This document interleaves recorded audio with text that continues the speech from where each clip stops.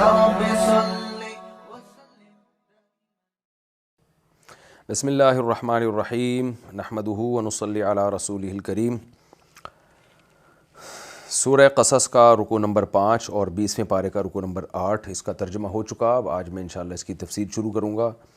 بسم اللہ الرحمن الرحیم. وَلَقَدْ آتَيْنَا مُوسَى الْكِتَابَ مِن بَعْدِ مَا أَهْلَكْنَا الْقُرُونَ الْأُولَى بَصَائِرَ لِلنَّاسِ وَهُدًى وَرَحْمَةً لَعَلَّهُمْ يَتَذَكَّرُونَ.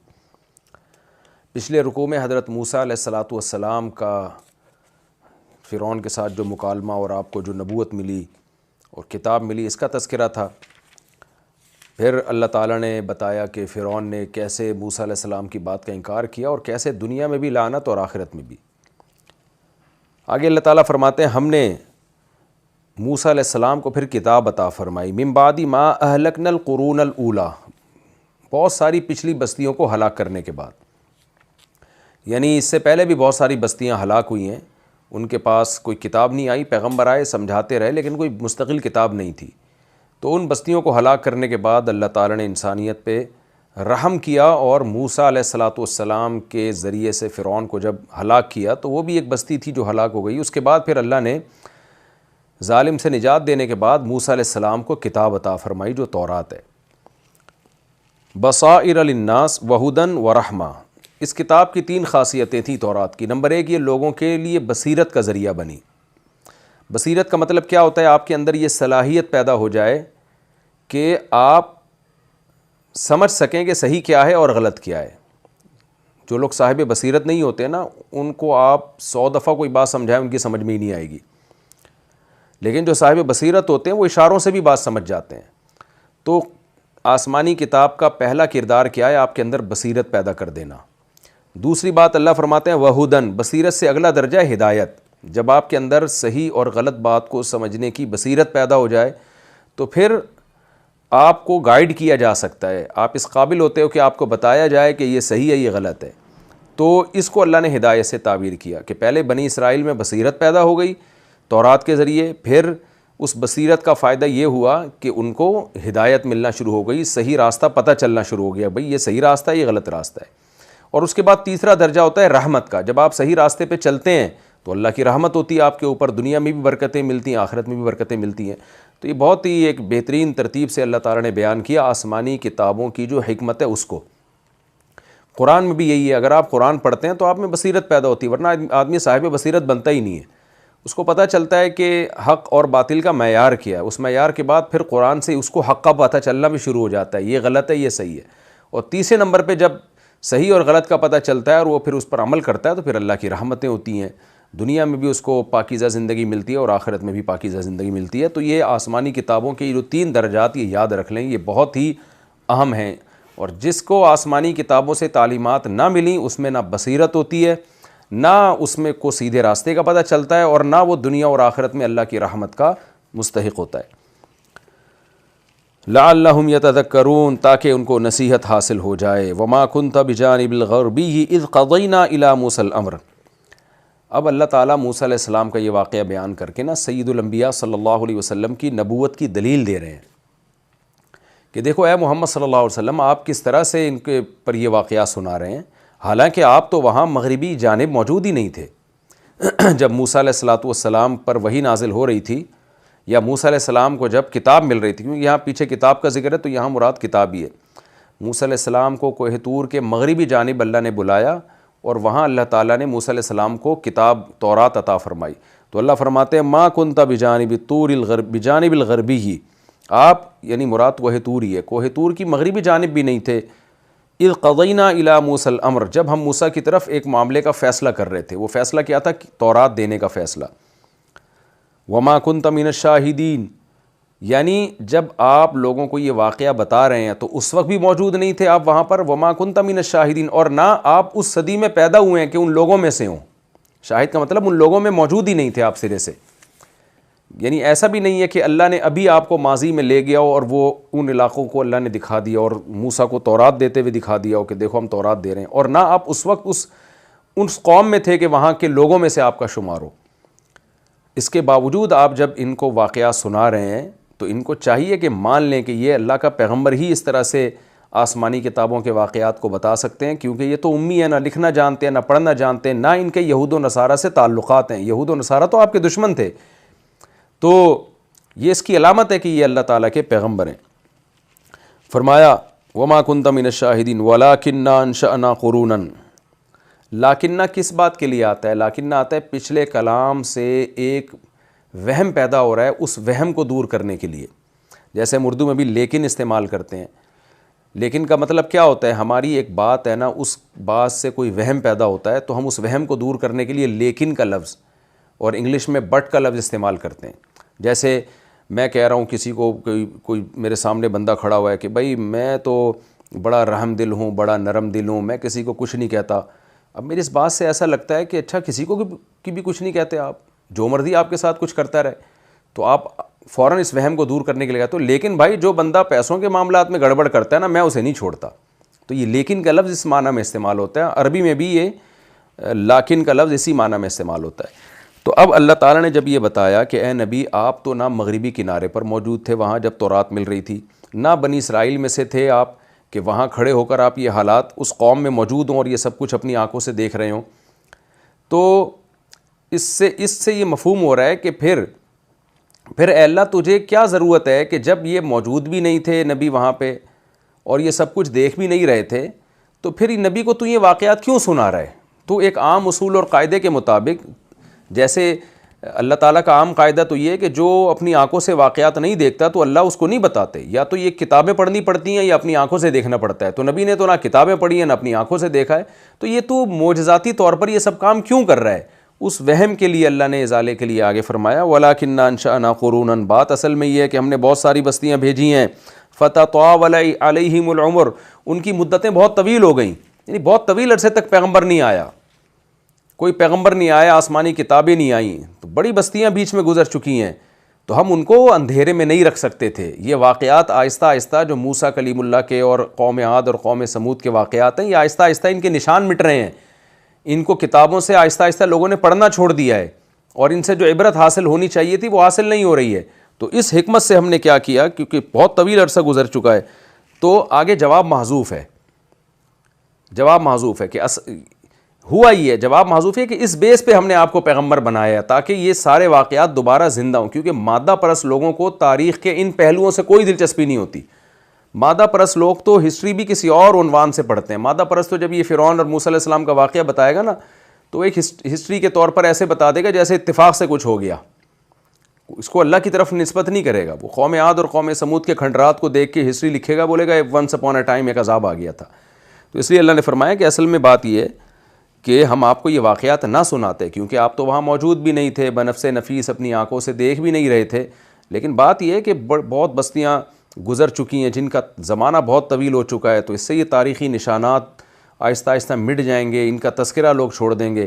تو اس کے آگے جملہ محذوف ہے. اس وجہ سے ہم نے آپ کو یہ واقعات سنائے ہیں تاکہ ان سے جو عبرت ہو، یہ دوبارہ لوگوں کو عبرت ہو اور یہ واقعات لوگوں کی نظر میں دوبارہ زندہ ہو جائیں. آگے اللہ فرماتے ہیں وما كنت ثاويا في اهل مدین. اسی طرح آپ مدین میں بھی قیام پذیر نہیں تھے جب موسیٰ علیہ السلام گئے نا وہاں مدین میں اور بچیوں کو پانی پلایا اور پھر ان کا نکاح ہوا، تو آپ وہاں بھی موجود نہیں تھے. تتلو علیہم آیاتنا، کہ وہاں ہو کر آتے اور آپ پھر ان کو ہماری آیتیں پڑھ کے سناتے اور یہ واقعہ سناتے. ایسا بھی نہیں ہے. وَلَٰكِنَّا كُنَّا مُرْسِلِينَ. پھر وہی لاکنہ کا لفظ آیا.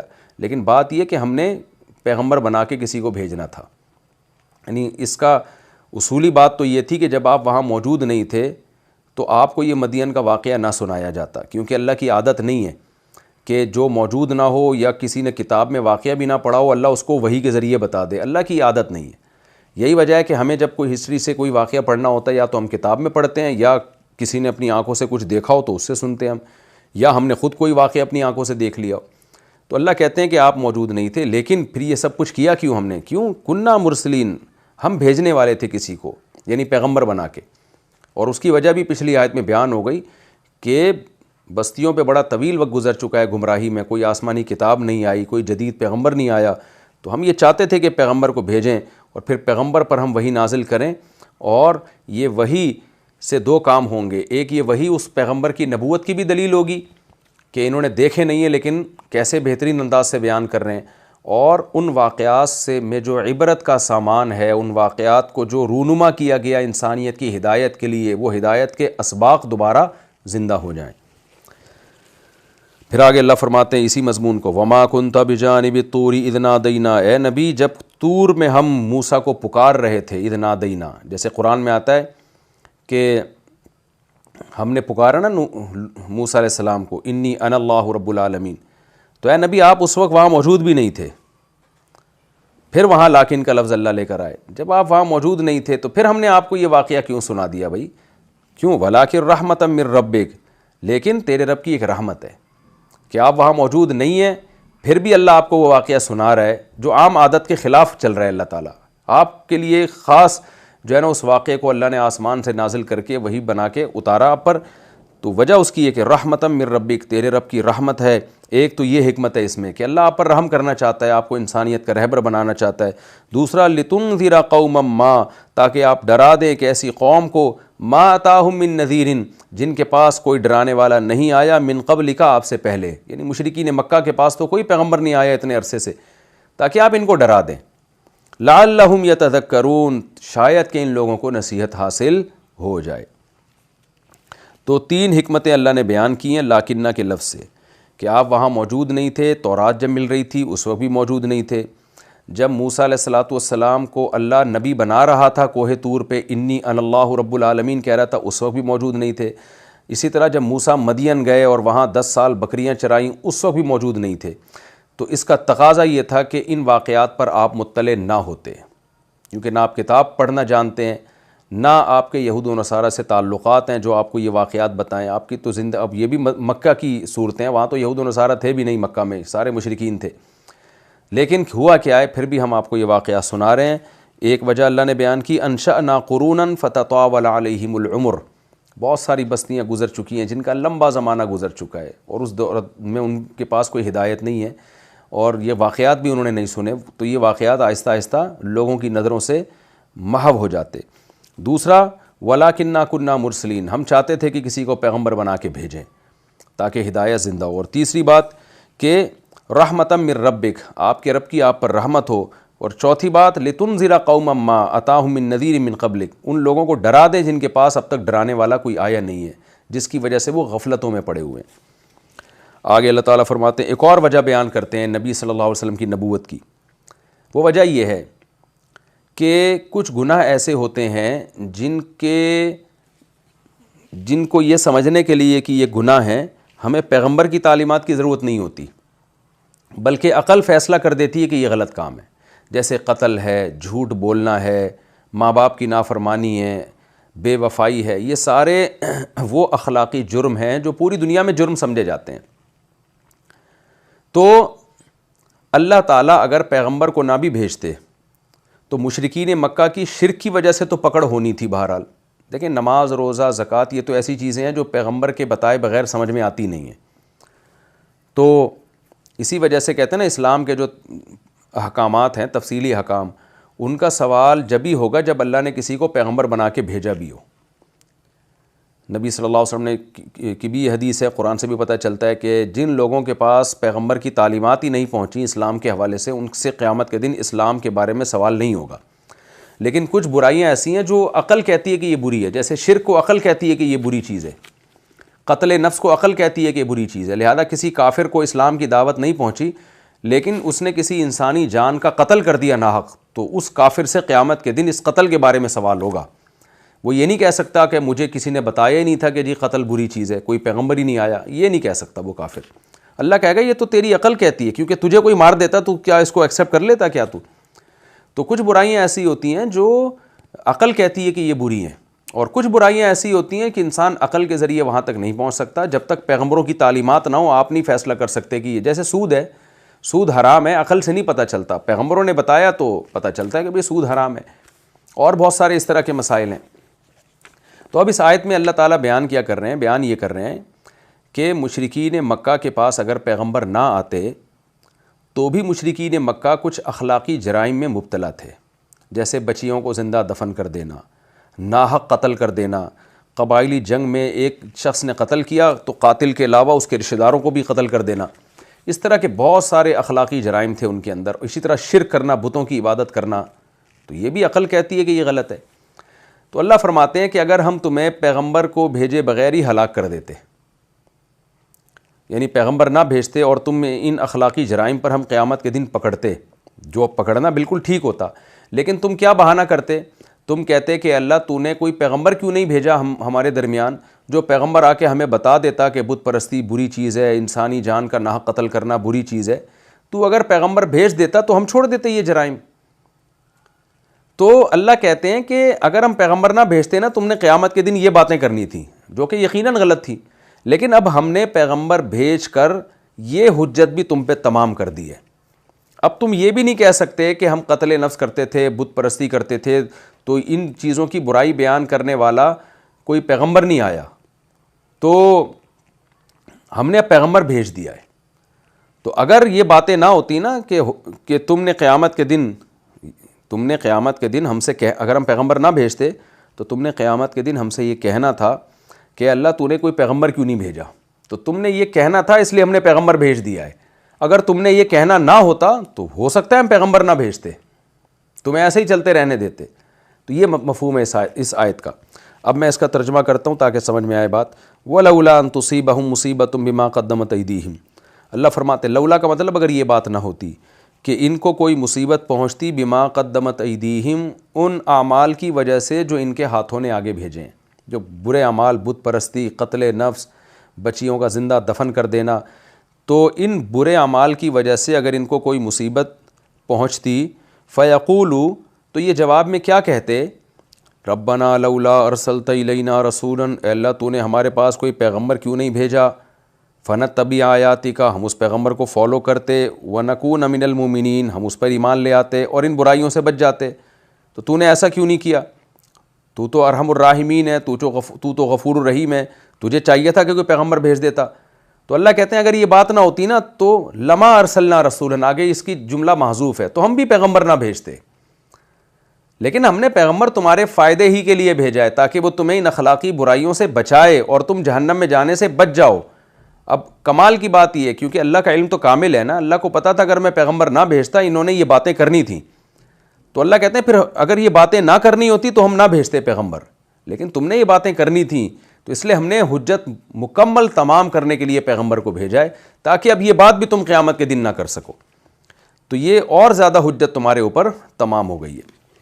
آگے اللہ فرماتے ہیں تو اگر پیغمبر نہ آتا نا تو یہ قیامت میں یوں کہتے اللہ پیغمبر بھیجا کیوں نہیں, لیکن اللہ کہتے ہیں اب ان کی حالت یہ ہے کہ جب پیغمبر آ گئے ہیں تو بجائے شکر ادا کر کے اس پر ایمان لائیں, ان اخلاقی برائیوں سے بچیں, الٹا انہوں نے کیا کہنا شروع کر دیا, فلما جاءہم الحق من عندنا, جب حق ہماری طرف سے آ گیا یعنی پیغمبر آ گئے ہمارے, قالوا, تو اب یہ کیا جواب میں کہہ رہے ہیں, لولا اوتی مثل ما اوتی موسیٰ, بھائی محمد صلی اللہ علیہ وسلم کو وہ کچھ کیوں نہیں دیا گیا جو موسیٰ کو دیا گیا تھا. مراد اس سے یہ کہ یا تو وہ معجزات جو موسیٰ علیہ السلام کو دیے تھے, لاٹھی کو سانپ بنا دینا, لیکن آگے قرآن سے کی جو آیت سے پتہ چلتا ہے کہ اس سے مراد ہے تورات, یعنی موسیٰ کو جس طرح تورات دی گئی ہے محمد صلی اللہ علیہ وسلم کو اس طرح کیوں نہیں دی گئی آسمانی کتاب.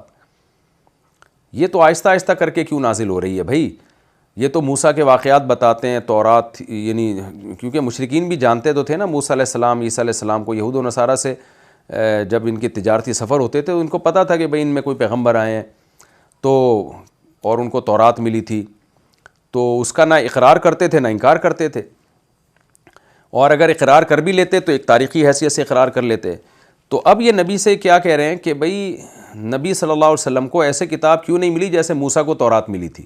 تو اس کا جواب اللہ نے دیا, یعنی ایک بیہودہ اعتراض کر کے اب اس نبی کا انکار کر رہے ہیں.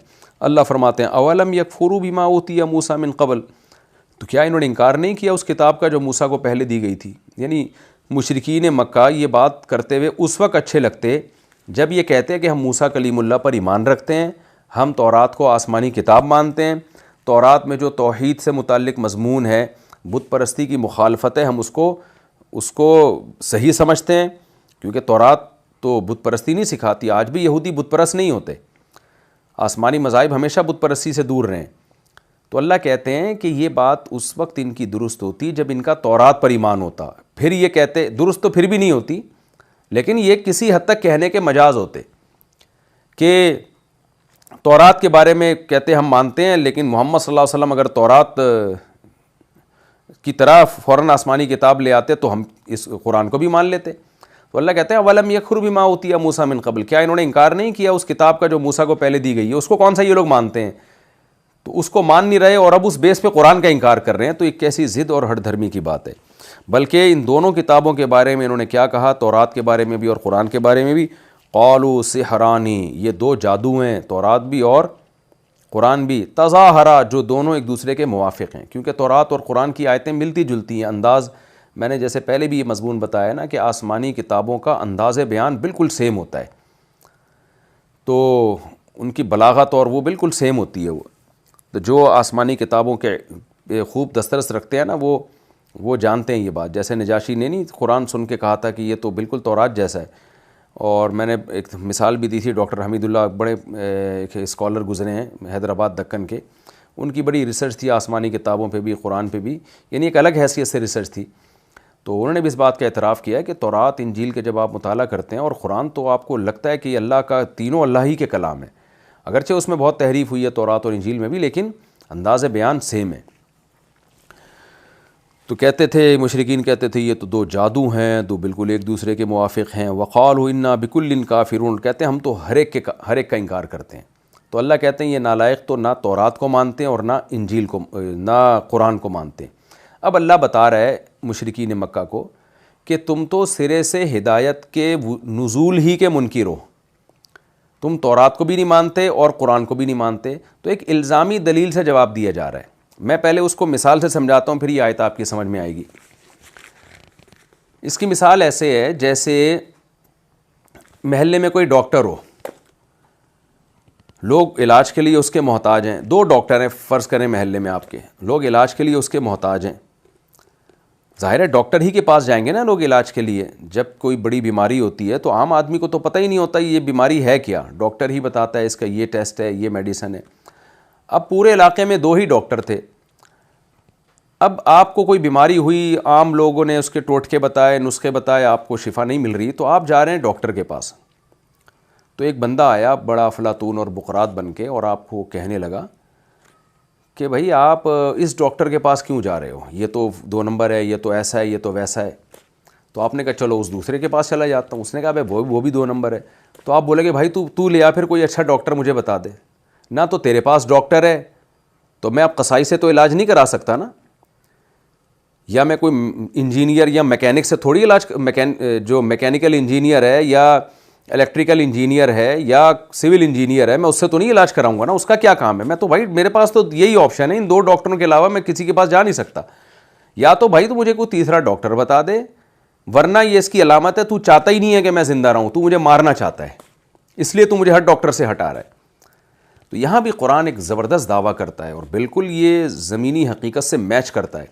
اللہ کہتے ہیں ہم نے جو آسمانی کتابیں نازل کی جن میں سردست تورات اور قرآن کی مثال چل رہی ہے، انسانوں کو صحیح گائیڈ کرنے والی تو یہ 2 کتابیں ہی ہیں. 2 سے مراد یہ جتنی بھی آسمانی کتابیں، لیکن 2 کا تذکرہ اس لیے کہ اس وقت بات 2 کی چل رہی ہے. یہ 2 کتابیں ہی تو ہیں جو انسانوں کو گائیڈ کرتی ہیں، حلال و حرام بتاتی ہیں، ماں باپ کے حقوق بتاتی ہیں، یہ بتاتی ہیں زنا حرام ہے اور نکاح حلال ہے اور سود حرام ہے اور وراثت کے احکام ہیں. کیونکہ انسانوں کے پاس اس کے علاوہ تو کوئی گائیڈنس ہے ہی نہیں. عقل تھوڑی ہر چیز میں فیصلہ کرتی ہے. اب آپ مثال کے طور پر ماں سے نکاح حرام ہے، عقل سے آپ فیصلہ کر سکتے ہو؟ عقل کہے گی، اس پہ آپ اگر ڈیبیٹ شروع کر دیں تو لوگ عاجز آ جائیں گے. ہومو سیکشولیٹی حرام ہے، غلط چیز ہے. اگر آپ عقل پرستوں کے حوالے کر دو گے تو قیامت تک یہ ٹھوکریں مارتے رہیں گے اور یہ فیصلہ نہیں کر سکیں گے کہ یہ بری چیز ہے یا اچھی چیز ہے. بلکہ بڑے سے بڑا ظلم انسان حلال کر سکتا ہے اس بیس پہ اگر عقل استعمال کرنا شروع کر دے. ایک آدمی کی عقل کہے گی یہ ٹھیک ہے، دوسرے کی عقل کہے گی یہ غلط ہے. بہت سے ہم نے ڈاکو چور چکے دیکھے ہیں جو کمزوروں کا مال کھا رہے ہوتے ہیں اور وہ دلیل یہ دیتے ہیں کہ دنیا اسی اصول کا نام ہے کہ طاقتور کمزور کو دبوچ لے. کہتے ہیں جنگلوں میں نہیں دیکھا شیر جو ہے وہ کمزور ہرن کو کھا جاتا ہے، تو وہ اپنے مفاد، ہرن کا تو نقصان ہو رہا ہے لیکن شیر کا فائدہ ہو رہا ہے. تو ہر آدمی کے پاس کچھ نہ کچھ الو سیدھا کرنے کے لیے کوئی دلیل ہوتی ہے. تو ہمارے پاس صحیح اور غلط کو چھاننے کے لیے، چھانٹنے کے لیے کوئی کرائٹیریا، کوئی معیار بچتا ہی نہیں ہے. اس کی مثال ملتی ہے تازہ ترین یورپ کے مغربی کنٹریز جو غیر مسلم ہیں ان کو دیکھ لیں، ان بیچاروں کو یہ نہیں پتہ چل رہا گرل فرینڈ والا سسٹم صحیح ہے یا نکاح والا سسٹم صحیح ہے، یا شراب پینی چاہیے کہ نہیں پینی چاہیے، ہومو سیکشولیٹی ہے، سود ہے، ماں باپ کے ساتھ کرنا کیا ہے، اولڈ ہاؤس میں رکھنا ہے، گھر میں رکھنا ہے، کوئی احکام ان کے پاس ہے ہی نہیں سرے سے. عورت کے حقوق کتنے ہیں، مرد کے، یہ تو ساری چیزوں میں جب تک اللہ گائیڈ نہیں کرے گا انسان کو پتہ ہی نہیں چلے گا کہ ہم نے مرنے کے بعد زندہ ہونا بھی ہے کہ نہیں ہونا. ان سب چیزوں سے سائنس خاموش ہے. تو بڑی بڑی چیزیں جن میں انسان کو گائیڈنس کی ضرورت ہے. تو اب قرآن وہی انداز اختیار کر رہا ہے جو میں نے ڈاکٹر کی مثال دی تھی نا، کہ بھائی میں تو انہی ڈاکٹروں کے پاس جاؤں گا، اگر یہ غلط ہیں تو آپ تو مجھے قصائی کے پاس بھیجو گے کیا؟ تو وہی آدمی کہے گا کہ میں بھائی کسی قصائی کے پاس جاؤں گا. یا اس کی مثال اور میں آسان کر دیتا ہوں، ہم جیسے آج کل لوگ بچوں کی تربیت کیسے کی جائے تو ماہر نفسیات سے جو باہر سے نفسیات پڑھ کر آئے ہوتے ہیں نا ان سے پوچھ رہے ہوتے ہیں. تو میں ان سے کہتا ہوں گوروں کے تو بچے ہوتے ہی نہیں ہیں، انہیں کیا پتہ بچوں کی تربیت کیسے کی جائے گی، اور تم گوروں سے پوچھ رہے ہو یا ان ڈاکٹروں سے پوچھ رہے ہو جو باہر کی یونیورسٹی میں پڑھ کر آئے ہیں. ان ڈاکٹروں کے اپنے بھی بچے نہیں ہوتے، ایک آدھ بچے کو بچہ تھوڑی کہتے ہیں. تو جن کی اولادیں ہوتی ہیں وہ تو علماء صلحاء ہیں، قرآن اور سنت سے پوچھو کہ بچوں کی کیسے تربیت کی جائے گی. خیر، تو اب قرآن نے بھی یہاں یہ انداز اختیار کیا کہ مشرکین سے کہ تم تورات کو بھی غلط کہتے ہو، قرآن کو بھی غلط کہتے ہو، تو اگر بالفرض یہ دونوں کتابیں غلط ہیں تو تم کوئی تیسری کتاب بتاؤ جو ان دونوں سے زیادہ اچھا گائیڈ کرتی ہو، تو ہم اس پہ غور کر لیں گے کہ بھی یہ دونوں غلط ہیں، یہ والی صحیح ہیں. ظاہر ہے تیسری کوئی کتاب تمہارے پاس نہیں ہے. تو پھر اس کا یہ نتیجہ نکلے گا کہ یا تو اللہ نے اپنے بندوں کو ایسے ہی اندھیرے میں رکھا ہے، اللہ بتاتا ہی نہیں ہے صحیح کیا ہے غلط کیا ہے، کن باتوں سے اللہ خوش ہوتا ہے کن باتوں سے اللہ ناراض ہوتا ہے، کوئی ہدایت ہی نہیں اللہ نے نازل کی. اور ظاہر ہے یہ اللہ پہ الزام لازم آئے گا کہ اللہ ظالم ہے، انسانوں کو پیدا کر کے ایسے ہی بھیڑ بکریوں کی طرح چھوڑ دیا اس نے. تو نتیجہ یہی نکلتا ہے کہ جو کتابیں ہیں یہی ہیں بھائی، اس کے علاوہ کوئی اور کتاب نہیں ہے. تو تم غلط ہو، تم جو ان کتابوں کو غلط قرار دے رہے ہو، یہ کتابیں غلط نہیں ہیں، تم غلط ہو. یہ انداز ہے قرآن کا جو اس آیت کا حاصل ہے جو میں نے بتایا. تو اس لیے اب میں اس کا ترجمہ کرتا ہوں. قل فاتوا بکتاب من عند اللہ، تو اے نبی آپ ان سے کہہ دیجئے پھر تم اللہ کی طرف سے کوئی کتاب دکھاؤ، ہمیں لے کر آؤ ہمارے پاس، ہو اللہ کی طرف سے. کیونکہ اللہ انسانوں کو بتا سکتا ہے غلط کیا ہے صحیح کیا ہے، انسان انسانوں کو نہیں بتا سکتے کیونکہ انسانوں کی رائے میں پھر بہت اختلاف ہوگا. کوئی ایسی کتاب لے کر آؤ جو اللہ کی طرف سے ہو، ہوا اہدی منہما، جو تورات اور قرآن سے زیادہ ہدایت دینے والی ہو، اس میں زیادہ اچھی باتیں لکھی ہوں اور پتہ چلتا ہو کہ بھئی یہ زیادہ فطرت کو اپیل کرتی ہیں، وہ تم لے کر آؤ. اتبعہ، تو میں اس کو فالو کر لوں گا. ان کنتم صادقین، اگر تم اپنے دعوے میں سچے ہو، تمہارا دعویٰ یہ کہ تورات اور قرآن دونوں غلط ہیں، تو تم کوئی تیسری کتاب لے کر آؤ تو میں اس کو فالو کر لوں گا. مطلب یہ ہے کہ تم نہ لاؤ گے نہ میں فالو کروں گا. یہ تعلیق بالمحال ہوتی ہے، یعنی ایک ایسی چیز پہ حکم کو معلق کر دینا جو ممکن ہی نہیں ہے. یہ مطلب نہیں ہے کہ تو مشرکین کچھ بھی اٹھا کے لے آئے تو نبی فالو کرنا شروع کر دیں گے. مطلب یہی ہے کہ تم نہ لا سکتے ہو نہ میں فالو کروں گا، تو میں فالو تورات اور قرآن ہی کو کروں گا، اس کے علاوہ میں کسی اور کتاب کو فالو نہیں کروں گا. فَإِن لَّمْ يَسْتَجِيبُوا لَكَ، اے نبی اگر یہ آپ کی اس بات کا جواب نہ دیں، اور ظاہر ہے نہیں دے سکتے، کوئی تیسری کتاب دنیا میں ہے ہی نہیں، اور انجیل بھی اس میں داخل ہے. اس لیے کہ میں نے بار بار بتایا نا کہ دو کتابوں کا تذکرہ اس لیے ہو رہا ہے کہ مشرکین تورات اور قرآن کا انکار کر رہے تھے، تو اس موقع پر ان دو کتابوں کا تذکرہ کیا تھا، اس لیے ان کا تذکرہ ہو رہا ہے، ورنہ ہر آسمانی کتاب مراد ہے. فَإِن لَّمْ يَسْتَجِيبُوا لَكَ، تو اگر یہ آپ کی اس بات کا جواب نہ دیں، فَاعْلَمْ، تو آپ یقین کر لیں، أَنَّمَا يَتَّبِعُونَ أَهْوَاءَهُمْ، یہ صرف اپنی خواہشات کے پیچھے چل رہے ہیں. یہ جو انہوں نے دعویٰ کیا تھا نا کہ ہم قرآن کو اس لیے نہیں مانتے کہ قرآن یکمشت کیوں نہیں ملا پیغمبر کو جیسے تورات موسیٰ کو ملی ہے، تو یہ ان کی نظر میں یہ دلیل خود بھی دلیل نہیں ہے، بلکہ کسی بات کا ان کے پاس جواب نہیں ہے، تو یہ صرف اپنی خواہشات کو فالو کرنا چاہتے ہیں، اس بیس پہ آپ کی نبوت کا انکار کر رہے ہیں. وَمَنْ أَضَلُّ، اللہ کہتے ہیں بتاؤ اس سے بڑا گمراہ کون ہوگا، جو آسمانی کتابوں کو چھوڑ دے اور پھر کیا کرے، مِمَّنِ اتَّبَعَ هَوَاهُ، اپنی خواہشات کی اتباع کرنا شروع کر دے، بِغَيْرِ هُدًى مِّنَ اللَّهِ، اللہ کی طرف سے کسی گائیڈنس کے بغیر. یہ پوری آج مغربی معاشرے پہ صادق آتی ہے. اللہ کہتے ہیں کہ انسانوں کو اگر انسانوں کے حوالے چھوڑ دیا جائے، ان کی خواہشات کے حوالے چھوڑ دیا جائے اور اللہ گائیڈ نہ کرے اور نہ اللہ سے پوچھیں، یہ اس لیے کہ اللہ بتائے گا نا تو اللہ کا کسی سے کوئی مفاد نہیں ہوتا، جبکہ انسان قانون سازی کرتے ہیں تو اپنا فائدہ پہلے دیکھ رہے ہوتے ہیں. میں بار بار کہتا ہوں اسمبلیوں میں سارے شرابی ہوں گے نا تو کبھی بھی شراب کو حرام نہیں کریں گے. اسمبلیوں میں ایسے لوگ موجود ہوں جو ہومو سیکشولیٹی میں مبتلا ہوں، وہ کبھی بھی ہومو سیکشولیٹی کو اللیگل قرار نہیں دیں گے، وہ ہمیشہ اس کو پروموٹ کرنے کی، بلکہ ہومو سیکشول میں جو سیکشول لوگ ہوتے ہیں جو ان چیزوں میں مبتلا ہوتے ہیں، وہ تحریک چلا کے ایسے لوگوں کو اسمبلیوں میں بھیجیں گے جو ان کو پروموٹ کریں، کیونکہ جمہوری نظام ہے نا, جمہوری نظام میں تو عوام جو چاہتی ہے وہی. تو عوام اگر لوط علیہ السلام کی قوم کی طرح سارے اغلام بازی میں اور لڑکوں سے بدفعلی میں مبتلا ہوں تو وزیر اعظم بھی پھر ایسا ہی بنے گا. تو اس لیے اللہ فرماتے ہیں اس سے بڑا گمراہ کون ہو سکتا ہے جو اپنی خواہشات کی اتباع کرے اور اللہ کی ہدایت کے بغیر, اللہ سے پوچھے بغیر خود سے فیصلے کرنا شروع کر دے. اس سے بڑا گمراہ تو کوئی ہو نہیں سکتا. تو تم نہ تورات کو مانتے ہو نہ قرآن کو مانتے ہو, تو تمہارے پاس اب خواہشات ہی ہیں, تو تم سے بڑا گمراہ تو کوئی ہو نہیں سکتا. ہدایت چاہتے ہو تو آسمانی کتابوں کی طرف تمہیں آنا پڑے گا. ومن اضل ممن اتبع هواه بغیر هدى من اللہ ان اللہ لا يهدي القوم الظالمین. اللہ ایسے ظالموں کو ہدایت نہیں دیتا جو اپنی خواہشات کو چھوڑنے کے لیے تیار ہی نہیں ہوتے, خواہشات ہی کو خدا بنا کے رکھتے ہیں. ایسے ظالموں کو اللہ ہدایت نہیں دیتا. بہت امپورٹنٹ رکوع تھا, اور موسیٰ علیہ السلام کے واقعے کا اختتام بہت اللہ تعالیٰ نے بہت ہی ایک ایسے انداز سے کیا جس میں ہمارے لیے بہت سبق ہے. تو یہ رکوع ہمارا کمپلیٹ ہو گیا. اب جو ہے میں اگلے رکوع کی طرف چلتا ہوں. سورہ قصص کا رکوع نمبر 6 اور 20ویں پارے کا رکوع نمبر 9. اس کا مختصر لفظی ترجمہ مختصر گرامر کے ساتھ, پھر انشاءاللہ میں اس کی تفسیر بیان کروں گا. بسم اللہ الرحمن الرحیم. وَلَقَدْ وَصَّلْنَا لَهُمُ الْقَوْلَ. اللہ فرماتے ہیں ہم نے ان کے لیے پے در پہ نازل کیا ہے, آہستہ آہستہ نازل کیا ہے القول, قول کو یعنی اللہ کے کلام کو یعنی قرآن کو. وصل یوصل توصیلاً کا معنی ہوتا ہے تسلسل کے ساتھ, یعنی یکمش نازل نہیں کیا بلکہ تھوڑا تھوڑا تسلسل کے ساتھ نازل کیا ہے. وصل ملانے کو کہتے ہیں عربی میں, ملانے کو, تو یہاں ملا کے نازل کیا ہے.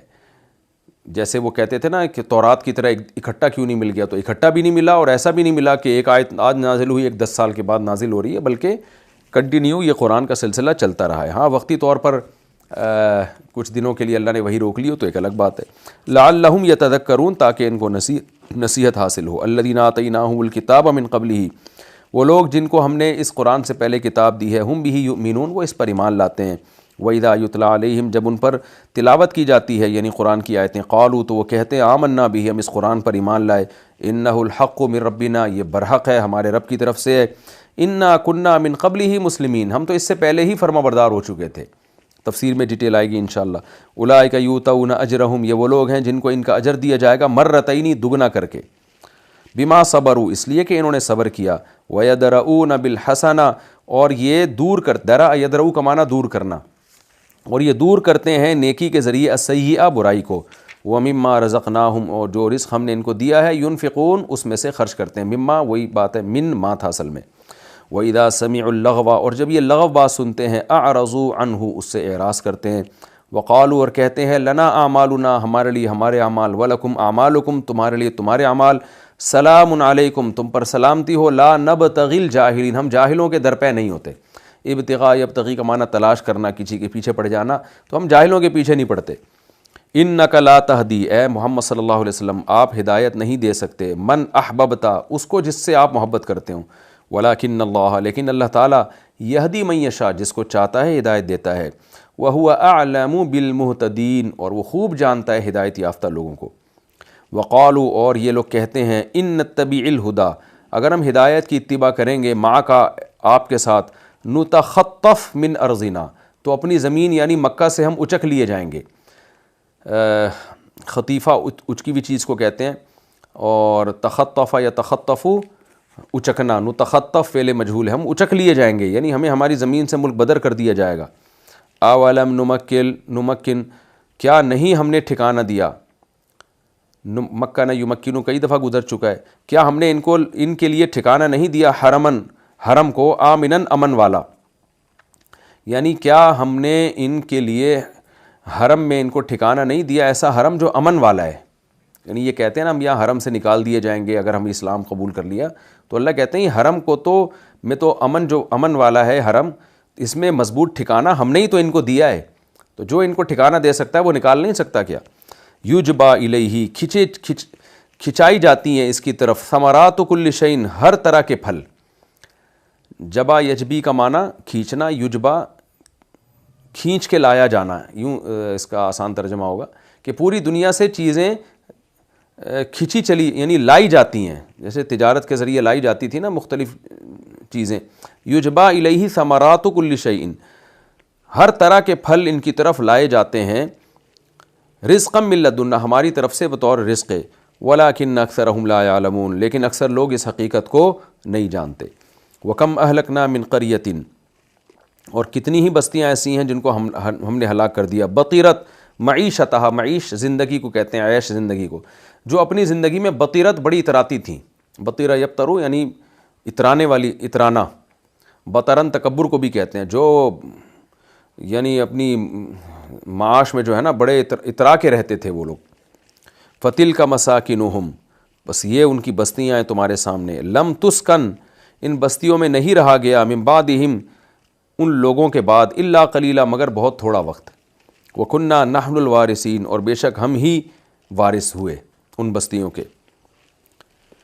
وَمَا كَانَ رَبُّكَ مُهْلِكَ الْقُرَىٰ، اور نہیں ہے تیرا رب بستیوں کو ہلاک کرنے والا، قریہ کی جمع قرا، حتیٰ یبعث، یہاں تک کہ بھیج دیتا ہے، فی امہا، ان بستیوں کے بیچ میں، ان کے اصل مرکز میں، رسولاً، کسی نہ کسی رسول کو، یتلو علیہم آیاتنا، جو رسول ان پر ہماری آیات پڑھ کے سناتے ہیں، وما کننا، اور نہیں ہیں ہم، مہلک القریٰ، مہلکینہ تھا اصل میں، ہلاک کرنے والے، جمع کا صیغہ ہے، جب قریہ کی طرف نسبت کر دی تو نون کو گرا دیا، مہلک القریٰ، ہم بستیوں کو ہلاک کرنے والے ہیں ہی نہیں، الا واہلھا ظالمون، مگر اس حال میں کہ ان بستیوں والے ظالم ہوتے ہیں۔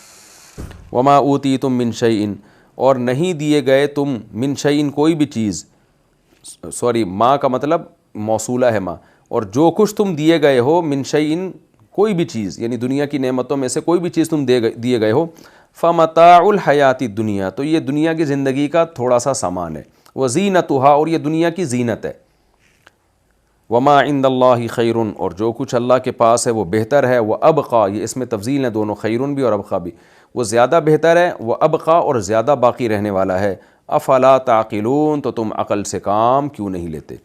مختصر لفظی ترجمہ ہو گیا مختصر گرامر کے ساتھ، انشاءاللہ اب وقت ہمارا تھوڑا سا باقی ہے، تو اس وقت میں اس کا جو ہے وہ تفسیر ممکن نہیں ہے، اور بہت ہی کم تفسیر ہو سکے گی، تو میں اس کو اگلے ایپیسوڈ کے لیے رکھتا ہوں۔